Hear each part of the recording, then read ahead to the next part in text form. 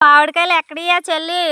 చెట్టు కింద పండి అక్క పండుకాయలు. చిన్న రసాలు కాదు, పెద్ద రసాలు. చాలా తీగ ఉంది, తిందామని తీసుకొచ్చానక్క.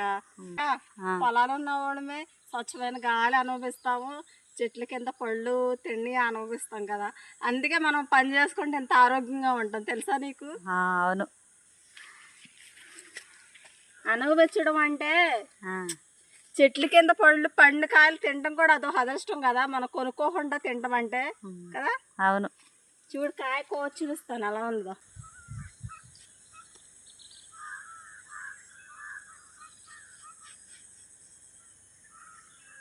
చూడక్క ఎంత బాగుందో.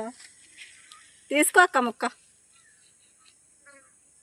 థ్యాంక్స్. నో థ్యాంక్స్ చెల్లికి, నో థ్యాంక్స్.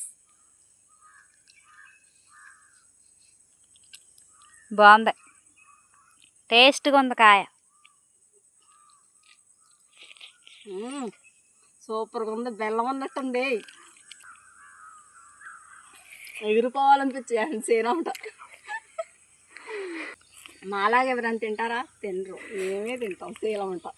మాకు నచ్చిన కాయలు తింటాం, మాకు నచ్చిన కాయలు కూరగాయలు కూడా పట్టుకెళ్ళిపోతాం. ఓకేనండి, బాయ్.